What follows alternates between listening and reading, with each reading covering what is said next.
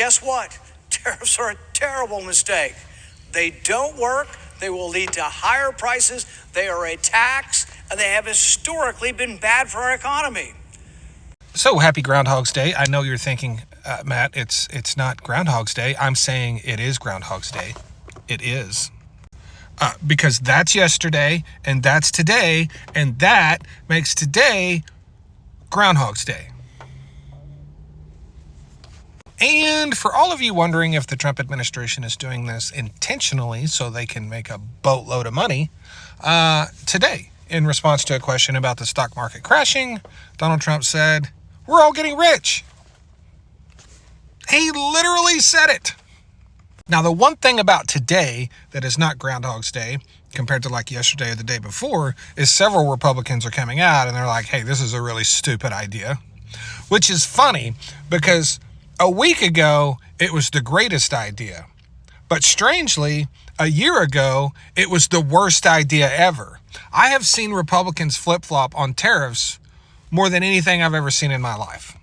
We have a long documented history. This is all documented on video and news clips of Republicans, high-ranking, high-profile Republican senators and congressmen and women saying for many, many years that tariffs are the dumbest thing ever, basically. Historically have always said this is the worst possible thing you can do. Donald Trump gets into office, they start kissing his ass because Jethro won't fucking vote for them if they don't. And they all buy into it. Not that they bought into it, they just told you they were buying into it because any dissent means you get primaried. Anyway, we're a couple of days into this and, there you have Senator Rand Paul.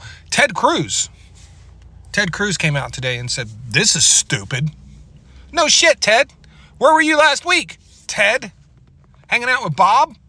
Who, by the way, hasn't said a word about the stock market since early yesterday morning.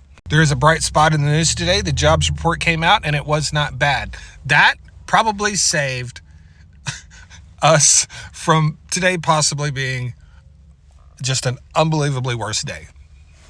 I think the job numbers is probably the only thing that prevented this from being maybe a 3,000 point loss day.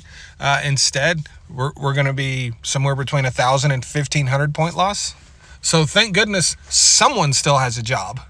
And I got up today and did something I've never done. I got up today and I simply Googled biggest loser, the biggest loser on the stock market. I got up, Googled that, got the result, and went and bought it just because.